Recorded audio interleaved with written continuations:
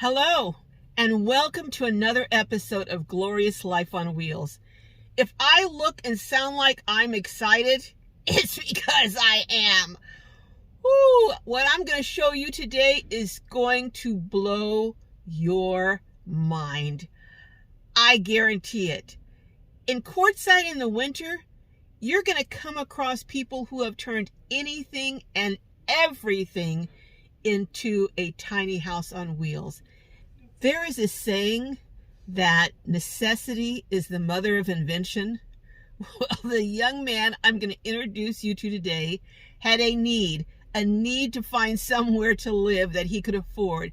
And I tell you, his invention, his creation is probably one of the very most unique tiny houses I have ever seen. One of my most favorite things about his build is that a lot of the stuff that he used was junk. I mean, literally junk that people had discarded in the desert in Quartzsite. He took and repurposed that junk to help make his little tiny house. This video is a bit longer than most of my videos, but trust me, you don't want to miss anything about this tour or him telling you about some of the special features and how cheaply he got them. So watch it all the way to the end and let me know in the comments what your favorite thing is about this build. Well, hello, Robert. How are you doing? I'm doing good. I am just so excited to get inside and get a peek inside of this. So now you are a full-time nomad. Yes. And you have been on the road, you said, for several years? Yeah, so all of last year I was spent my time in my element. So you were living in this, and you are how tall? I am 6 foot. And 6 so foot. If the passenger seat moved forward, you could turn the passenger seat into a bed, but if you move it forward just a slight bit and lean the back forward and put a mattress in there, you can leave the mattress stationary. And you're not a tiny man. No. And you lived in that for over a year. Over a year, and then I had the way my setup was is I had a really high bed. So at night I would grab my blankets and roll over and punch the ceiling. So I said, well, I need to start looking around, and I want to build or buy something that I could stand up in. So the cheapest thing I could buy was a teardrop, and it was like $14,000 or $19,000. That's not cheap. And that wasn't fitting my budget. And No. then I got to looking around and looking at some YouTube videos, and we were going to build a foamy trailer. Just in materials, that was $2,000. Oh boy. So I ended up coming up with this. So you saw this, and did you immediately say, hey, I can make that into a house on wheels, or what was your thought? So to give you a little bit of background, I actually used to work at a semi-truck junkyard where we'd take the semi-truck apart. If it was in a major accident where the front end was damaged or rear end was damaged, but the cab, engine, transmission, driveline was still good, axles, they weren't repairable, but they had really good salvageable parts. Okay. So my boss would take these things off, and he had 100 of them sitting around that he would scrap for 100 to 200 bucks a piece, because they're most aluminum, but they have a lot of dirty metals and dirty items in them, like cloth is the wall covering, and so they're hard to recycle, but at the same time they're also expensive because they hold their value because they're an aluminum and fiberglass construction. And they're very solid. Oh yeah. And so they pass by you every single day, and nobody realizes, hey, I can put that on something different and make a home out of that. Because this is what truckers actually sleep in when they're on the road. Yes. Behind their cab. Yeah. And a lot of times you see the smaller ones like this just put onto a small pickup truck or a dually. And since I didn't have a dually, I was like, I had a friend say, hey, instead of building a foamy camper, just buy this and put it on a trailer. And so I had the trailer at the time, and I said, you know what, that's not a bad idea. He sent me the Facebook link. I called the guy. He was asking a little bit higher of a number, but I said, hey, can I come out and look at it, and I'll bring my trailer. Would you be willing to sell one for $300, because I got to come like 8-9 hours to you? And he was in Nebraska, and he was like, not a problem, I'll sell one for $300. He was like, I just got to get rid of them. Did you realize at the time actually how well this was going to turn out, or were you just kind of speculating? So, as a semi-truck chop shop kind of guy Mm-hmm. and taking the semi trucks apart. Every time I would go and remove a gauge cluster for a customer, or go retrieve a steering column, I always climb in these again and go, man, I could live in this. And so it's always been in the back of my head, but I've always wanted to get the Freightliner Cascadia model. It has an integrated front cab and an arched higher roof. So, but the seed had already been planted by Yeah. seeing these over the years. Just seeing them over the years, being inside of them, I just finally got to the point where I had to make a decision, and what was the most economic thing I could find. So, let me ask you this before we look at the inside. So, not counting the trailer, which you already had, and you traded your trailer for this trailer. Yes. But not counting the trailer, which you already have, how much do you have into this build, including the cost of the cab? We'll do a quick ad here. So Okay. just the cab is $300. I have $25 to $30 worth of fence board planking as my wall. Oh my gosh. $15 Facebook window. And I have a funny story about the door if you'd like to hear it. I would. So I came out here, and this used to be a solid wall. Okay. And I was in Scat and Wash, and I met a gentleman that was all, what do they call it, tie-dyed out. And I was hanging out with him, and he was Kind like, of hippie-ish. yeah, and he had been out there for a couple months, and he said, hey man, I'll show you around.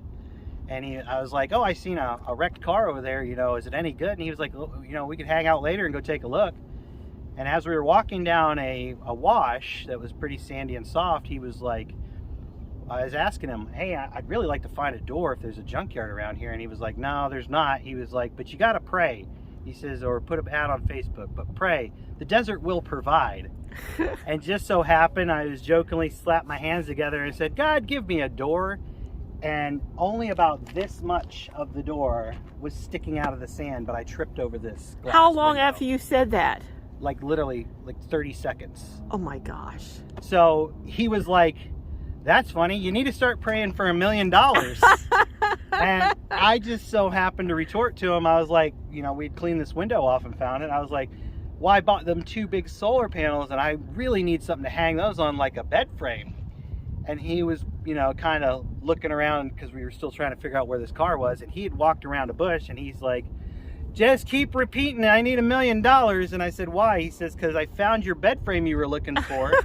And sure enough, right around the corner was a king-size bed frame that was just laying in the wash that somebody had abandoned. So half of what you have here was someone else's junk became your treasure. A lot of the garbage that nobody wanted ended up becoming my home. So I was adding it up, 300 plus 25 in the wood, or 15 in the wood, plus, anyhow, it's less than $350. Yeah. I'd say it max under 5. Wow. Which is funny because I will get to the story about the solar panels on the back. When I show those, I actually bought those for $15 a piece. You're kidding. The extremely large ones, yes. The guy had them in his garage and just one of them gone. Wow. And so I was going through Phoenix and seeing a Facebook ad and asked him, and they'd been posted up for some months. And So- he says nobody wanted them because they were mismatched size, and everybody thought he was scamming Oh my because they were goodness. so cheap. So you already had this diesel heater, which we will go into, because you have a very ingenious way that you heat the inside. Oh yeah. So, well, you know what? Let's go ahead and look inside and see how you sleep, and then we'll come out and look at the diesel heater and the solar panels. All right. This is the castle. Oh wow, you've got all of the comforts of a bedroom in here. Oh yeah.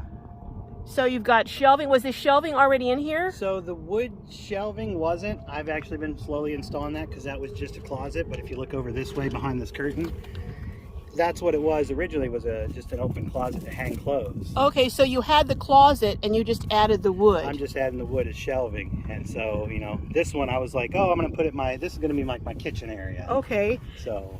And then over here, you've got storage.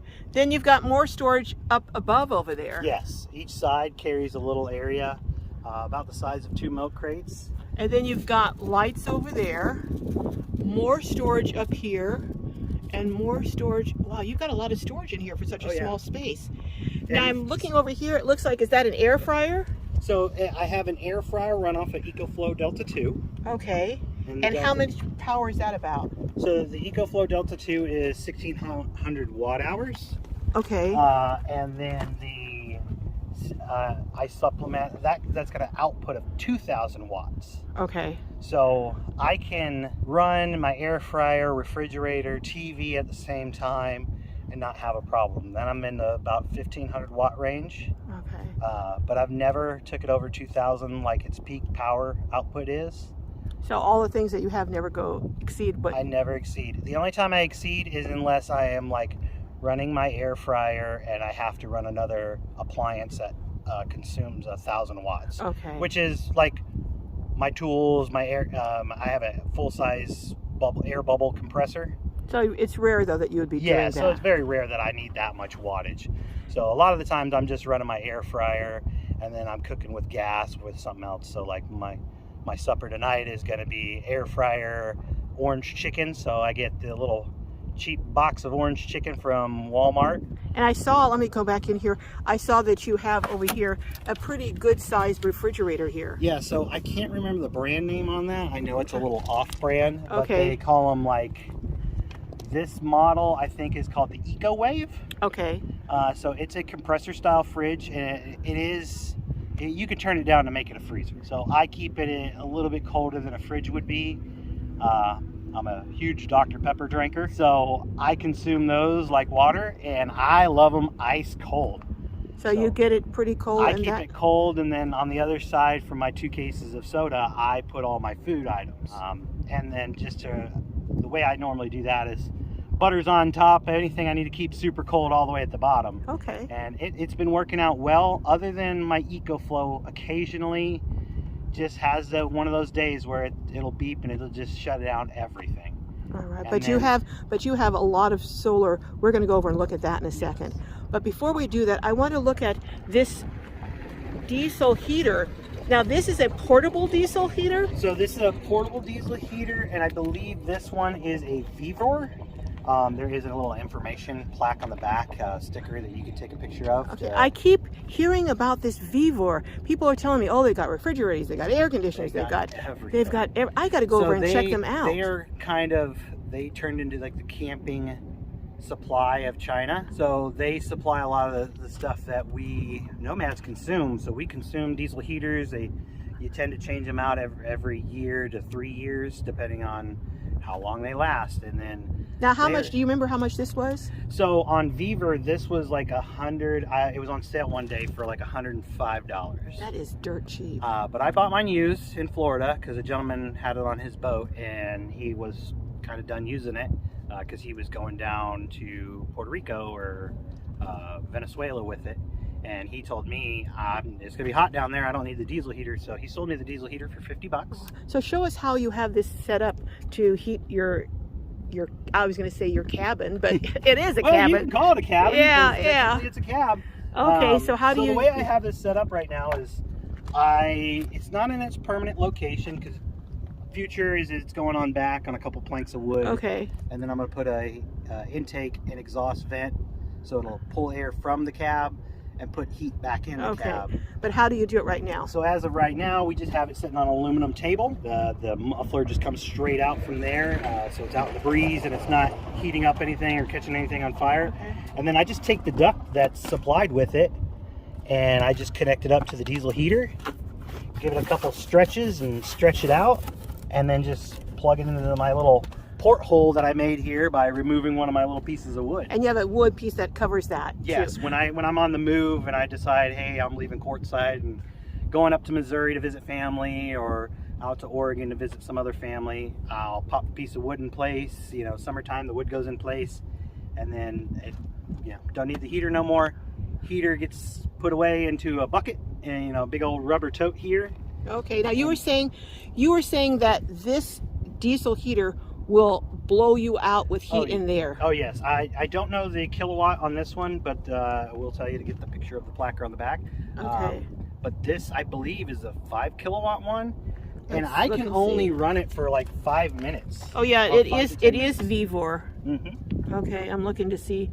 Oh, there it is. Okay, so it's the Vivor, and if hopefully they can see the model 1001. Okay, so if anyone's interested in that. But you know what? Let's go around. I want to see your solar panel setup. Now, these are the two 250 watt panels you said you got for $15 each? Yeah, so I was in Tucson, and I was using just a little 100 watt for a small battery bank I got to charge up my fans and charge up my phone. And for my EcoFlow, I had the 200 watts on my roof of my truck, but I wanted something bigger. And just so happens I was driving from Tucson out here to Quartzsite, and I would scroll through Facebook every time I stopped for the night and kind of just goof around and see what was locally up for sale. And just so happened in Phoenix, a gentleman had these two solar panels advertised for $15 each. That's unbelievable. 500 watts of solar for $30. Yeah, and he said the reason why people would contact him but never come get a hold of or come get them was they're actually, one's an inch shorter than the other, so there's a little piece of wood up there that has to change, change my dimensions on my frame. But other than that, they're both the same output.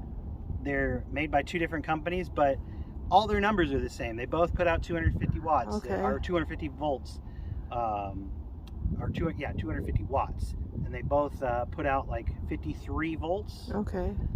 So everything is the exact same between them. It's just dimension-wise, they didn't fit. That was a great buy. So now, how do you prepare your food and your meals other than the air fryer? So other than the air fryer, I use a single burner stove. That's a butane? So this is actually propane, and it uses a large propane tank. Oh, I see, over here. It was gifted to me when I got out here, and I normally use a large propane tank and poured over propane to a smaller tank. And I have a 2-burner one that I use occasionally if I know I'm gonna need more than 1 burner. Half the time I'm using 1-pot meals. That works out fine for me, and then I can use the bigger, cheaper propane. So one last question. I know everyone's, well, actually 2 questions. How do you use the bathroom, and how do you keep clean? So bathroom, I use regular gas station bathrooms. A lot of the times I stop at truck stops for showers. I don't have it anymore because I canceled it budget wise. I normally have a gym membership. Planet Fitness, I think, is $29 a month or something for the black card, where I could go to any Planet Fitness. And push comes to a shove, as a guy, you can use a bottle. Yeah, I'm the type that I actually use a Camelback. And so if I'm way out in the wilderness, I'll take my Camelback, throw it on the roof. What's a Camelback? It's a backpack that you put a bladder of about 1 liter of water in, and that's, you drink the water out of it. But what I use it for is I'll throw it on the roof of my car with a full tank of water, and I'll wash my hair and then wash my body, and I just soap up, get all soaped up, wet, soap up, rinse off. Like a military shower kind of thing. Yeah, quick. Just wet, soap up, and then rinse off. Yeah. All right, well, Robert, thank you so much. Do you foresee doing anything else to this other than you said you're going to mount your diesel heater? Anything else you plan to do to this? So I'm not, some of the lights don't currently work, and so what I'm going to do is I've got a new deep cycle battery that I've got to put a fuse panel in to get all my lights working on the inside, and then I'm going to convert the back to have a little deck so I can have a diesel heater, I got a window unit that I stick in the wall right in the back out of a door right now, but I'm going to change that, and that's basically it. I got to do some wiring and finish up my deck, and for the most part, this is probably about 50% complete. Now when I air this, there's going to be a rush on these. Everyone's going to go out looking, because I'm thinking right now I want to find one of these. Start looking at semi-truck chop shops or junkyards. A lot of recyclers that take in semi-trucks to part them out. They only sell these, I think. I have a gentleman that I go to for my semi-truck parts in Georgia that I used to work for, and he's told me if I wanted to upgrade to like the Cascadia, which has the integrated driver's cabin, I would have to turn it the other way on the trailer, but he told me I can pick one up from him for $1,000. Well, that's something to certainly think about, because these make very, very amazing tiny houses. And very simple, because they have a lot of the infrastructure already in the closets and everything else already in them. Yeah, so you get a lot. You don't have to do a huge build out. You can just go, what's my real necessities? I need something to cook on, something to keep my food refrigerated, and you know, I can actually put a chemical toilet in this other side closet at the bottom shelf, and that would be sufficient enough for a quick bathroom. And you, for little or nothing, you closed up that doorway. Oh yeah. So it's cheap to close up the doorway, unless you want to do the aluminum. I actually have a guy that was going to give me a sheet of aluminum to cover that. Just the aluminum was $500. Yeah. So, I like the one you did for like $40. Yeah, Okay. the wood works great. Robert, thank you so much. So you're planning on staying in this for the foreseeable future? So yeah, I'll be out here in Quartzsite and staying out here for the season, and then I'm going to do some traveling all of this year, and then I am debating about upgrading truck, trailer, and everything. And like I said, I'm going to start looking at, because I was thinking about renting a storage shed and get a new cab and start building a custom trailer for it. Okay, well, when you do, let me know, and I will come out and share that with my viewers too. All right, we'll see you down the road, Robert. Thank you so much. Oh, Take you're care. welcome.